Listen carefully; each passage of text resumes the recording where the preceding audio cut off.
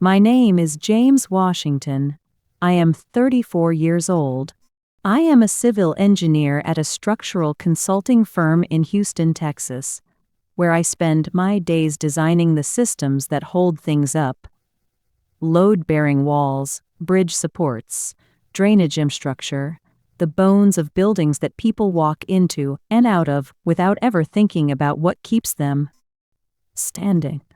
I like this work. I have always liked work that requires you to understand the forces at play before you decide where to put the weight. If you miscalculate the load, the structure fails. If you account for everything correctly, it stands for 100 years. I have been trying to apply this kind of thinking to my family for as long as I can remember. Trying to understand the forces at play, try and count for everything, trying to figure out why, no matter how carefully I calculated, the structure between my father and me never quite held. I think I understand it now. Not 'cause the structure got stronger, because I finally stopped trying to build it. My father, Charles Washington, is 62 years old. He has 2 children. My sister Amber, who is 31, and me.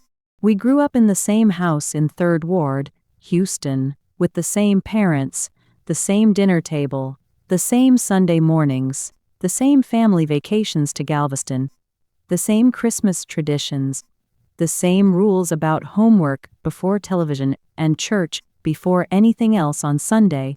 We grew up in the same house. We did not have the same father.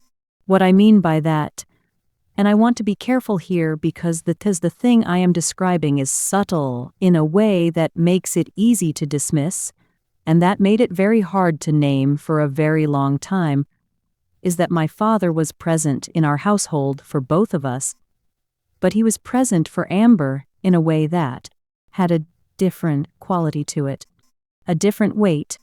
When Amber spoke, my father turned toward her. When I spoke, his attention remained wherever it had been. When Amber achieved something, my father lit up in a way that moved through his whole body. When I achieved thing, he nodded. This is what I grew up inside, not cruelty, not active harm, comparative dimness, the specific, accumulated experience of being slightly less visible than the other person in the room. Let me take you back to Houston, to 3rd Ward, and to the Washington family home, and to the specific of what it meant to be Charles Washington's son. The Washington family home was a 2-story brick house, Algon Street, in 3rd Ward, Houston, a neighborhood that has been changing for as long as I can remember, always in the process of becoming something, always holding its history and its future in uncomfortable proximity.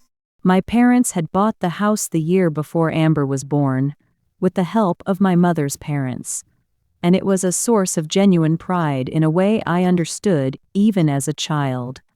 It was theirs, fully and completely, and it sat on a street where my grandfather had grown up and my great-grandmother had lived, and the roots of it went down deeper than the foundation. My mother, Sandra Washington, is 60 years old now. She was a registered nurse for 30 years at Houston Methodist Hospital before she retired 2 years ago, and she brought to her life the same qualities that made her excellent at her work: steadiness, practical intelligence, the ability to assess a situation quickly and respond to what was actually needed than what was asked for. She is warm in the way that people are warm when warmth has been a considered choice rather than a default. When they have seen enough of the world's difficulty to understand that warmth is a thing you practice, not a thing you simply have. She is the parent who showed up for me. I want to say that plainly and first and with complete sincerity. Sandra Washington showed up. She was at every event, every game, every presentation. She drove me to every Saturday engineering camp I attended from 8th grade through junior year of high school. She proofread my college applications. She sat in the front row at my graduation when my father forgot to come and did not let a single expression of that cross her face, because she had decided, apparently years before, that her job was to love me with enough presence to compensate for the one she couldn't fix. My mother saw everything. I know this now. I did not fully know it then. My father, Charles Washington, is 62. He worked for 30 years as a project manager at a construction company in Houston, which was, and I say this without self-serving irony, just as a plain fact, that required him to see every element of a job site, to know was proceeding correctly, and what was falling behind to maintain simultaneous awareness of a dozen different moving parts. He was apparently excellent at this. He was promoted regularly. His crews liked him. He had, by any professional metric, a high degree of observational intelligence. He observed everything at work. At home, with me, he appeared to observe very little. Amber is 3 years younger than me. She is 31 years old now and lives in Austin with her husband and their daughter. And she is, I want to be honest about this, because she is a real person, and this story is not about her being a villain. She is a genuinely good person. She is warm and funny and capable, and she has asked for or encouraged the differential treatment she received from our father. She was not in competition with me. She simply existed, and our father looked at her, and something in him that was as available for her was not available for me. I don't blame Amber. I've never blamed Amber. What happened was not something she chose. I blamed myself for a long time. This is the thing that takes the longest to stop doing. The habit of measuring your own insufficiency when the real insufficiency is somewhere else entirely. My father grew up the middle child of 5 in Beaumont, Texas, in a household that was, by his own account, functional in the practical sense and emotionally sparse in the way that many households of that generation and circumstance were sparse. Love shown through provision, through presence at meals, through the fact of a roof and food, and the expectation that children would grow into capable adults. He has not, to my knowledge, ever described his childhood with either great warmth or great bitterness. He describes it with the neutral tone of someone who has decided that what happened was simply what happened, and that revisiting it is not a productive use of time. He is not a cold man. I want to be clear about that, because coldness would have been, in some ways, easier to understand. Cold fathers are legible. You know what you're working with. My father was warm, genuinely, observably warm, with certain people, with his friends from work, his church community, with his golfing partners, with my mother in the easy, habitual warmth of a long marriage. With Amber, he was warm with Amber in a way that was specific and consistent, and that I observed from the time I was old enough to notice such things. He listened to her stories with full attention. He laughed at her jokes with genuine delight. He remembered the details of her life, her friends' names, her teachers' names, the plot of the book she was reading, the outcome of the competition she'd entered. He kept track of her in the way that people keep track of the things that matter to them. He did not keep track of me in that way. I noticed this before I had language for it. Children always notice the things they don't yet have words for. They feel them in the body, in the specific quality of attention they receive, in the difference between being looked at and being looked past. I was looked past, not always, not every moment, but consistently enough, and specifically enough in comparison to Amber, that the pattern was unmistakable even to a child. When I was 9 years old, I won a science fair at my elementary school. First place, a ribbon, a small trophy, a write-up in the school newsletter. I came home and told my father at dinner. He said, "That's good, James." He went back to his food. That same week, Amber got a part in the school play. A speaking part, not the lead, a speaking part. And my father looked at her across the table with an expression that I had never seen him direct at me, and said, "That's my girl." And he meant it. You could hear that he meant it. The warmth in those 3 words was not performed. It was real. I was 9 years old. I filed it in the place where children file things they don't have words for yet. I want to tell you something about what it does to a person, specifically to a boy, then a man, to grow up in that particular kind of comparative invisibility. Because I think people understand, in the abstract, that parental favoritism causes harm. What is harder to communicate is the specific texture of the harm. The way it operates not through dramatic events. There are dramatic events, and I will get to them. But through the daily accumulation of small moments. The turned attention, that's nice in response to the thing you worked hardest at. The way you learn to calibrate your expectations downward so that disappointment becomes a kind of baseline rather than an event. You also, and this is the part that took me the longest to see, you develop a relationship with effort that is distorted by the absence of its expected reward. I worked hard. I always worked hard. I was a straight A student through high school, an honor student in college, passed my professional engineering exams on the first attempt, built a career with genuine substance and consequence. I worked hard because work was the one variable I could control. I couldn't control whether my father paid attention, but I could control whether I gave him a reason to. I spent 30 years giving him reasons. My mother watched all of this. I know this with certainty now, though I understood it only partially when I was inside it. Sandra Washington is an observant woman. She saw the science fair ribbon. She heard that's nice. She made a point, I remember this with great clarity, of looking at that ribbon and saying, "James, first place is first place.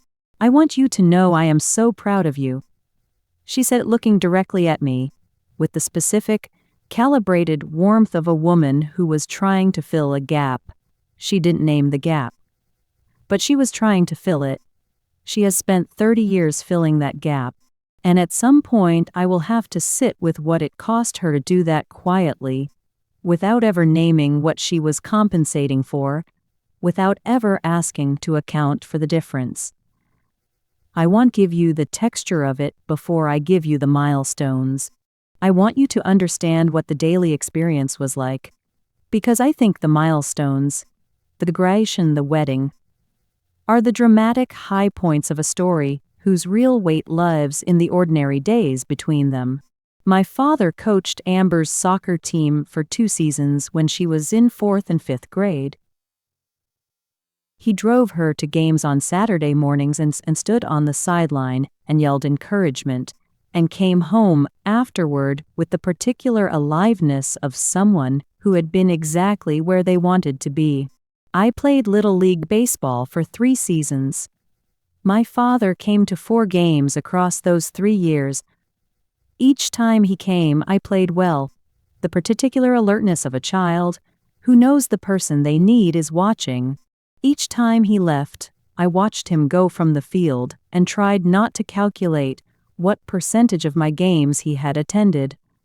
He attended every soccer game Amber played in those 2 years. I took this at in November of my junior year. And 1380, which was the highest score in my class at Yates High School that year. My school counselor called my parents to tell them. My mother called me immediately and cried, genuinely, with the kind of pride that she was shaking, she said. My father came home that evening and said, "Your counselor called." He put his briefcase down. He turned on the evening news. When Amber scored a 292 years later, he took her out to dinner. Just the 2 of them. He said she deserved to be celebrated. I had the higher score. I did not get the dinner. I do not tell you this to create a tally. I tell you this because the tally is how a child keeps score when they are trying to determine the rules of game they're in.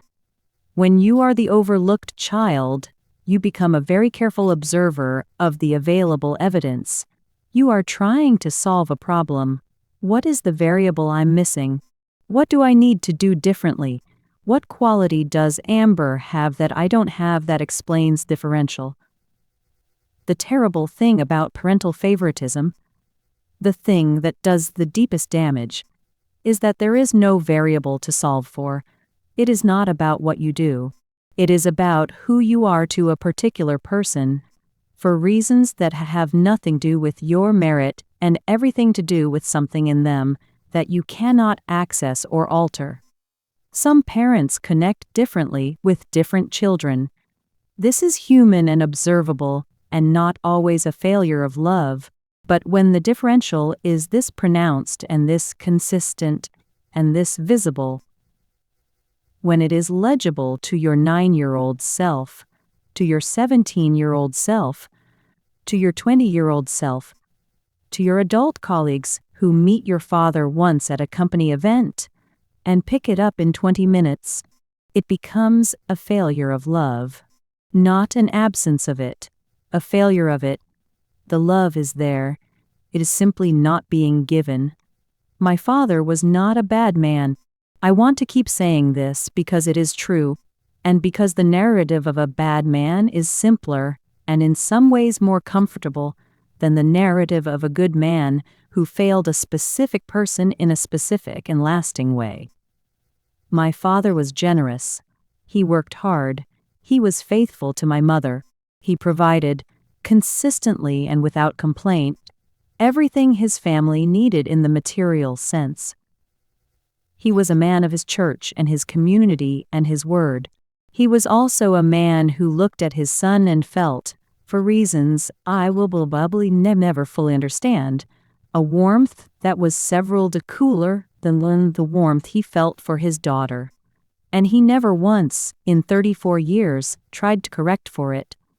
My mother corrected for it constantly, quietly, without announcement, without naming what she was doing. Extra attention to my achievements. Extra presence at my events. Extra warmth in the moments when my father's response had been insufficient. She was doing, I understand now, what good parents do when they see an imbalance they cannot directly address. She was compensating. She was trying to make sure that the net experience of having parents was one of being loved. She did this for 30 years. I am grateful for it. I am also, as I get older and understand more, sad for her, for the position it put her in, for the conversations she did not have with my father, for the silence she kept on behalf of family stability that cost her something real. My college graduation was in May, 12 years ago. The University of Texas at Austin holds its engineering commencement in the Frank Erwin Center. A large arena, thousands of people. The kind of ceremony that requires you to find your family in the stands from a folding chair on the arena floor and hold them in your peripheral vision while you try to pay attention to the speeches. I had given my parents the date in January. I had sent a reminder in March. I had called my mother the week before to confirm logistics. My mother was there. She was in the stands with my Aunt Gloria and my cousin Darius, and when they called my name and I walked across the stage, I could hear her from the floor, that specific individual voice, in a crowd that you can pick out from everywhere because it has been in your ear since birth. She was on her feet. She was yelling my name. I could hear her. My father was not there. He called that evening. He said, I got caught up at work. I'm sorry I missed it, James. Congratulations. I said, thank you, Dad. He said, your mother said it was a good ceremony? I said, He said, you should be proud. Civil engineering is no joke. I said, thanks, Dad. We hung up. I sat in my apartment in Austin with my graduation cap still on. I had not taken it off since getting home from the ceremony. for no particular reason except that taking it off felt like closing something I wasn't ready to close, and I sat there for a long time. Not crying, just sitting, processing. He got caught up at work on a Saturday in May. 4 years later, Amber graduated from the University of Houston with a degree in business administration. My father took 2 days off work. I know this because my mother told me not to make a point, just in the course of describing the logistics of the trip. He drove to Houston the night before. He was in the front row of the family section. He had made a sign, actual, physical, hand-lettered sign on a piece of poster board that said "That's my Amber Rini," and had a small drawing of a graduation cap. And he held it up when she crossed the stage. I know about the sign because Amber posted a photo of it on Facebook. She was laughing in the photo, the sign visible behind her. My father grinning beside her with the expression of a man exactly where he wants to be. I looked at that photo for a long time. Then I closed the app and went back to work. The second milestone is my first real job. Not the part-time work in college, the actual career position, the one that required my degree and my license. The one meant I was beginning the professional life I had spent 4 years and significant debt and considerable effort building. I was hired by a structural engineering firm in Houston 2 months after graduation, and I called my parents to tell them on the day the offer letter arrived. My mother said, "James." "Oh, James," and her voice held everything, relief and pride, and the release of years of investment in a person finally arriving at the place all that investment had been moving toward. "She's father and I are so proud of you," my father said. "That's nice, James." "Good firm." "That's nice." That is the phrase. The phrase that appears with remarkable consistency at every achievement across the 34 years of my life that I have presented to my father for his response. Good test score, that's nice. First place ribbon, that's good. Engineering license passed first attempt. Partnership track at the firm, that's nice. I am not a person who needs excessive praise. I am a 34-year-old man who has arrived at a settled and functional sense of his own worth. But there is something about the specific inadequacy that's nice. Spoken by your own father, in response to the thing you worked hardest, that lands differently than the absence of praise from anyone else. It lands in the place where you still have the 9-year-old's need for the person who made you. When Amber passed her real estate licensing exam, my father took the whole family out to dinner at Papedo's Seafood Kitchen, which was the restaurant we went to for significant occasions in our family, and he gave a toast. He stood up with his glass and he said, "Everyone to know how proud I am of this young woman. She works hard and she does it right and she never gives up. That's who she is." He said it looking at Amber. He sat down. Amber cried. My mother caught my eye across the table and held it for a moment. I had passed my professional engineer exam 2 months before. We had not gone to Papedo. I ordered the shrimp étouffée. I laughed at the right moments. I raised my glass for my sister's toast and meant it. Genuinely meant it.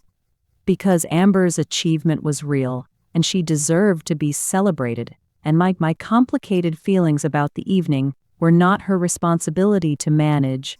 I drove home alone and sat in my car in the parking garage of my apartment building for 20 minutes before I went inside. I married my wife, Diana Chen Washington, on a Saturday in October 3 years ago. We had been together for 4 years before the wedding, and I had known from about 6 months in that she was it for me. The specific, quiet certainty of knowing that the person you're with is the person you want to keep building a life with. Diana is from Austin, the daughter of a structural engineer and a high school math teacher. which meant that when I brought her home the first time and told my mother what her parents did, my mother looked at her and said, "You were designed for this family." Diana laughed. My mother meant it.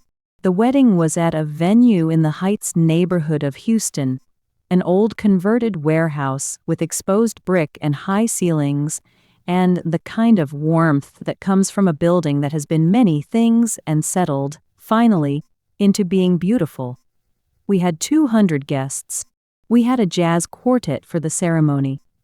Diana wore a dress she had chosen with her mother and my mother on a Saturday in August, and she was, I am going to use the word without qualification, radiant. She was radiant. The rehearsal dinner was the Friday evening before. My father gave a toast. He stood up with his glass and he said, "I want to welcome Diana to the Washington family. We are very happy to have her." He said it clearly and with genuine warmth, the warmth he was capable of, the warmth I had watched him direct at other people for 30 years. And he looked at Diana when he said it. He did not mention me. Not my name, not a word about his son, not a reference to the 4 years Diana and I had been together, or the man he had raised, or what it meant to Wild he had lived with and fed and provided for arrive at this particular Saturday in October with a woman he loved. Just welcome to the family. My best man, Marcus, my closest friend since sophomore year of college, looked at me from across the table. His expression was the expression of someone who had just witnessed something and was checking to see if I had witnessed it too. I gave him a small nod. He looked away. My mother, from her seat beside my father, reached over and put her hand on my arm. She squeezed it once and did not let go for a moment. She said nothing. She didn't need to. The wedding day itself was, in the ways that counted most, exactly what I had hoped it would be. Diana was beautiful. The jazz quartet played Coltrane during the processional, which had been Diana's idea, and which was exactly right. The vows were ones we had written ourselves, and which I had been terrified to get through without losing my composure. I did not lose my composure, though it was a near thing when Diana reached the last line of hers. The food was excellent. The dancing was everything Houston dancing should be. My father arrived 1 hour and 12 minutes after the ceremony began. I know the exact time. Marcus, who was standing beside me at the altar, leaned over during one of the readings and whispered, "Your dad just came in the back." I did not turn around. I kept my eyes on Diana. I kept my face still and present, and I gave my wife the wedding I had promised her, which was a day entirely about the two of us and our future and not about the ghosts I had been carrying for 30 years. My father found a seat near the back. He did not come up to the front to sit with Mother, who was in the first row. He sat in back. I found out later, from my mother, that he had told her there was traffic on I-10. There is always traffic on I-10 in Houston. You account for it when the occasion demands it. He left at 8:30 p.m. The reception ran until 11. When I noticed he was gone, I was on the dance floor with Diana. The band had switched to something slower, and I looked toward the table where he'd been sitting. My mother was still there, dancing with her sister. My father's jacket was gone. He had not said goodbye. He called the next morning, while Diana and I were at brunch. I let it go to voicemail. "Sorry, I had to duck out early. It was a beautiful wedding. You did good, James. You did good, James." I did not have the conversation immediately after the wedding. I want to be honest about that. I had the conversation 8 months later, on a Sunday afternoon in June, at my parents' house in 3rd Ward. After a Father's Day lunch that had been perfectly civil and entirely ordinary, and that I had driven home from, and then sat in my car outside my house for 30 minutes before going inside. Diana knew. She had known for some time that something needed to happen, She had been patient with a patience that had its own limits, because watching the person you love carry a wound that they won't yet address is its own kind of wearing thing. She had not pushed me. She had said, once about 6 months after the weddings, "Whatever you decide to do about, I'm with you. But you need to decide something. Carrying it and not addressing it is also a choice, and I don't think it's the one you want to make." She was right. She is usually right. This is one of the many reasons I married her. Called my father on a Wednesday evening in June. Not Father's Day itself. I had decided, for reasons I cannot entirely explain, that I did not want to have this conversation on a day with its own emotional weight already built into it. A regular Wednesday, I called and he answered on the third ring and said, "What's up, Ed?" I said, "I want to ask you something and I need you to answer me honestly." Then, "Okay." I said, "Do you love me and Amber the same?" A longer pause. The specific kind that means the person on the other end is not searching for the answer but determining whether to give it. He said, "Of course do. You're both my children." I said, "That's not what I asked. I asked if you love us the same." "James, what is this about?" I said, "It's about graduation, which you didn't do. It's about every achievement I brought to you and got that's nice in response. It's about a rehearsal dinner toast that welcomed my wife to the family without mentioning my name. It's about leaving my wedding before the reception was over. It's about 34 years of watching you look at Amber and light up in a way that you have never once looked at me. That's what it's about." The silence on the line was very long. My father said, "I've always been proud of you, James." I said, "I know you have. I'm not asking if you're proud of me. I'm asking if you love us the same. I'm asking if your experience of being my father is equivalent to your experience of being Amber's father. I'm asking because I have spent 34 years watching those two things, and they are not the same, and I need to know if that's something you're aware of." Another long silence. He said, "I don't know what you want me to say, James." I said, "I want you to tell me the truth. That's all. I'm not calling to fight with you. I'm not calling to make you feel bad. I'm calling because I have been trying to understand things for 34 years and I had a straight answer. You've always been capable. You've always been fine." I sat with that for a moment. Always been fine. Not loved. Not treasured. Not seen. Fine. I said, "Okay, Dad." And I said it with the specific weight of someone who has received the confirmation they needed and did not enjoy receiving. "Thank you for being honest." He said. I said, I'll call you Sunday." I called my mother the following Sunday, not with the intention of confrontation. She was not the subject of my anger, and I was not going to transfer it to her. I called her because she was the person who watched everything from the inside. And because I had carried this weight long enough that I needed to put some of it down in the presence of someone who could receive it without breaking under it. I told her about the Wednesday phone call with my father. I told her what I had asked and what he had answered. I told her what Always Been Fine had done to something in me when I heard it. My mother was quiet for a moment after I finished, the quiet of someone organizing themselves before they speak. Then she said, "I have been watching this for 34 years, and I owe you a conversation I should have had with you a long time ago." She said, "Your father grew up with a father who was impossible to reach. Your grandfather, Granddaddy Charles, was a man who had one son before your father, a boy named Robert who died at 3 years old from a fever, and he never recovered from it.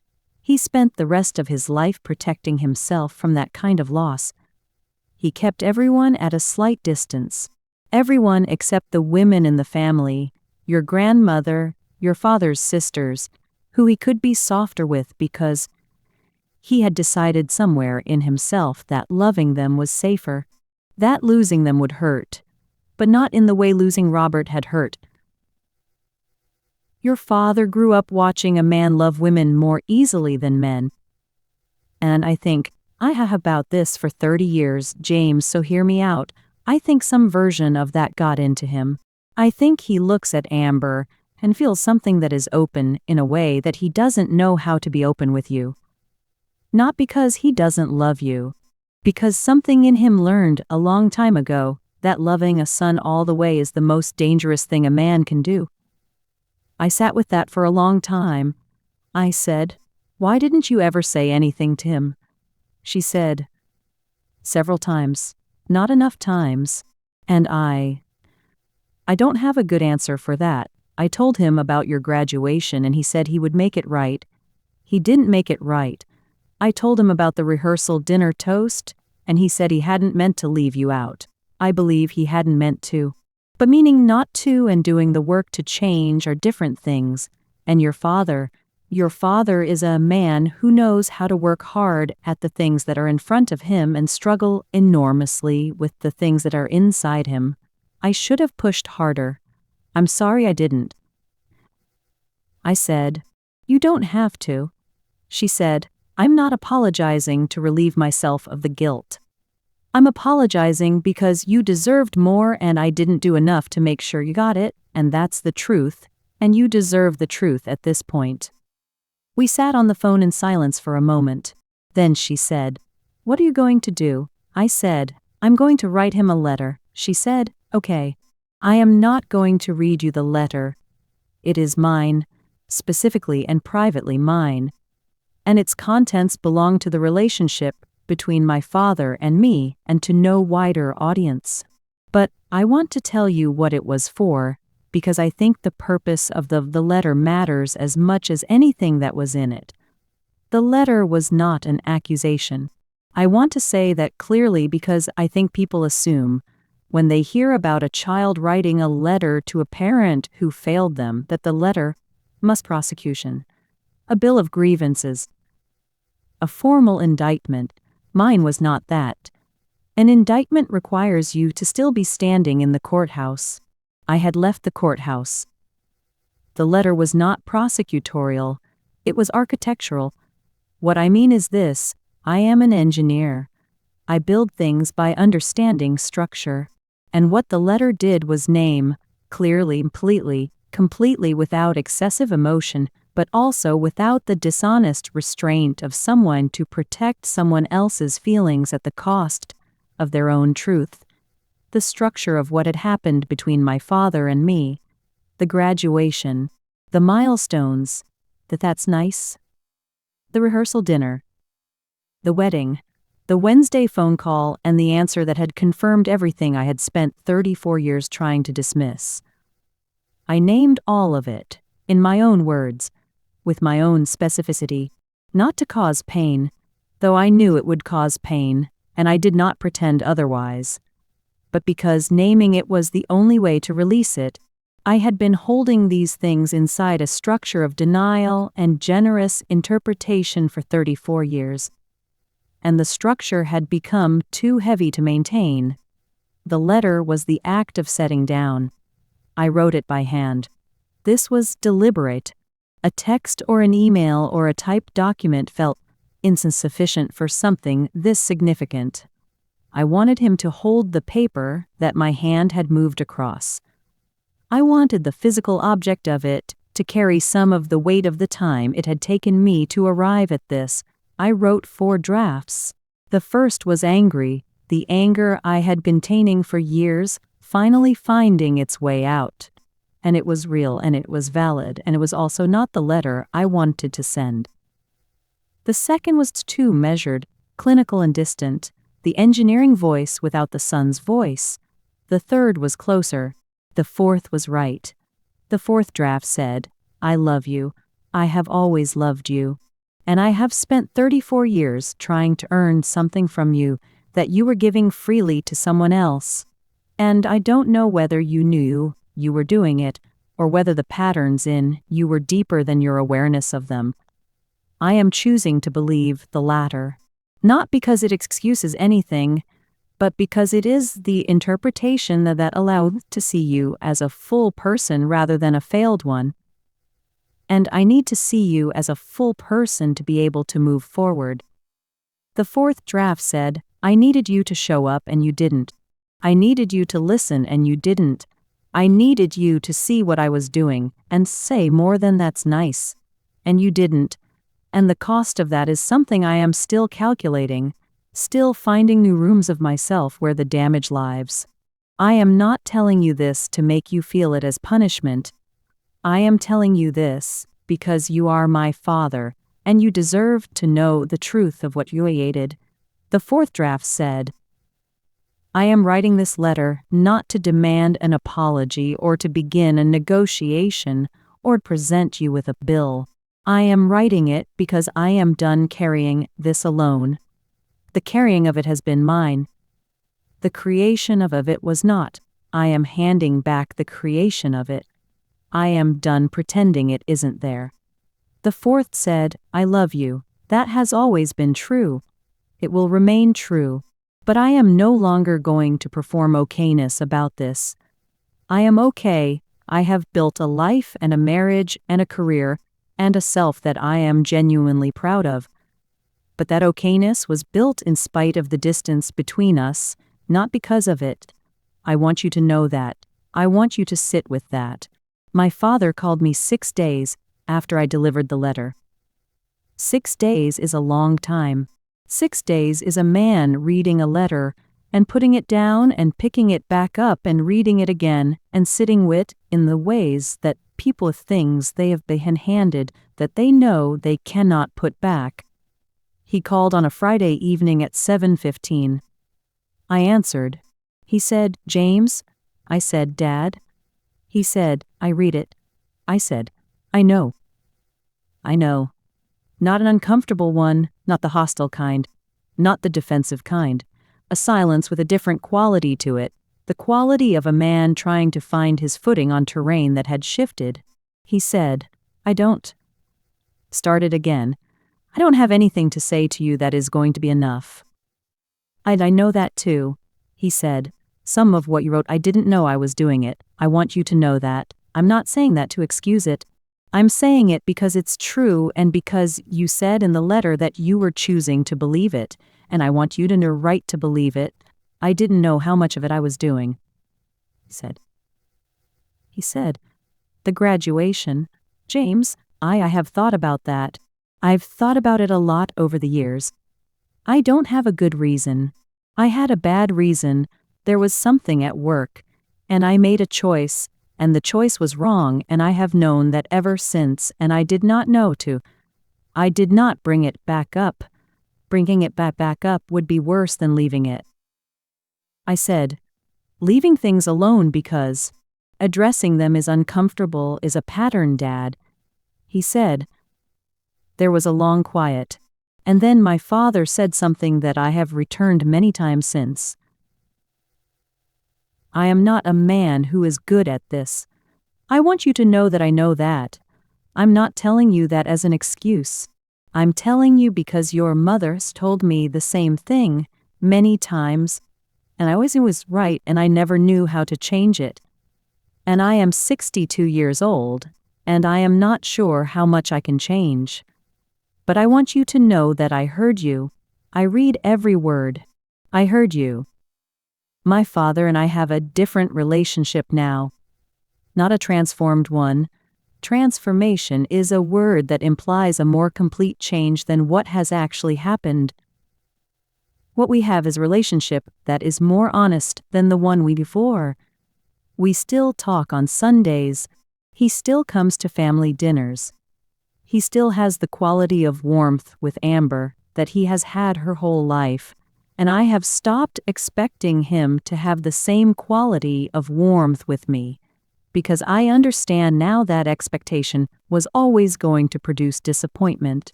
What has changed is that I no longer perform. I no longer bring him achievements to evaluate. I no longer measure his response against the response I hoped for and feel the diminishment of the gap.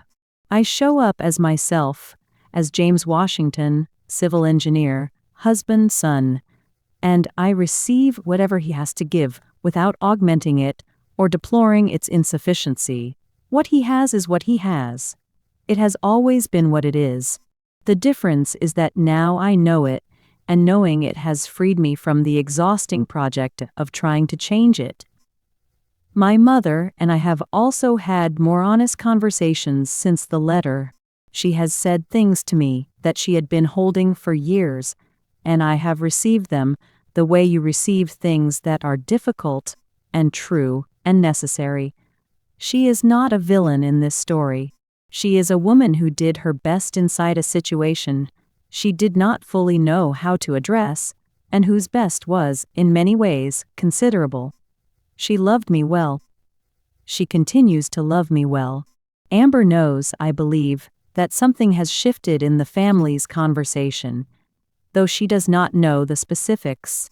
She and I are on good terms. We always have been. The differential in my father's affection was never her doing, and she has never been the person I needed to address. I am 34 years old.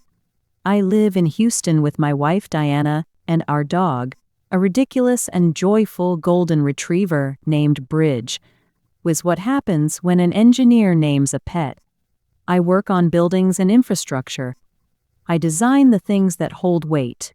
I have thought a great deal, in the years since the letter, about what it means to be a man who grew up less carefully than his sister, about what that does to a person, about the specific distortions it creates in the way you understand effort and reward and visibility and love. What I have concluded, not without difficulty, not without revisiting it many times, is this: the things I built in response to being overlooked are genuinely mine. The work ethic, the precision, the capacity to keep going when acknowledgement is not forthcoming, those were shaped by the absent inside, and they are real strengths, and I do not have to pretend otherwise. You can be harmed by something and also strengthened by it. These are not mutually exclusive. Both things are true about me. What I also know is this: my father's inability to love me in the way I needed is not a verdict on my worth. It is a verdict on his limitations. I know the difference now. It took me 34 years to know it clearly and without the residue of know it. Diana knows it. She has always known it. She looked at me 3 years ago on the morning after our wedding, over brunch, and she said, "You are enough, James. You have always been enough." She says it sometimes still, not because I need to be told, I know it, but because she is the kind of person who says the true things out on purpose. He forgot my graduation. He gave a speech at hers, and I built a life so full, so solid, so exactly what I wanted it to be, that the speech at her graduation is a fact I can hold without it meaning anything about me. That's what I keep. The life I built anyway. If you made it to the end, thank you. From the bottom of it. This story is for every child who was fine. Every person whose achievements got that's nice when they deserved a speech. Every son or daughter who sat across a table from a parent who was capable of great warmth and chose to direct it somewhere else. You know who you are. You know the specific quality of that particular invisibility, and I want you to know it was never about you. The people who could not see you clearly were not seeing clearly. That is their limitation, not your deficit. The things you built in response to being unseen, the work ethic, the determination, the capacity to keep going, those are yours. You earned them. Nobody can take them. And if you are carrying a letter you haven't written yet, a truth you haven't said out loud yet, I want to tell you that the writing of it, the finding of the words, the handing of the weight back to the person who created it, it is worth doing, not for them, for you, always for you. Drop your city in the comments. Tell me this was your story. I read every single one. Subscribe, hit the bell. Share this with someone who needs to hear it. More stories are coming. I'll see you next time.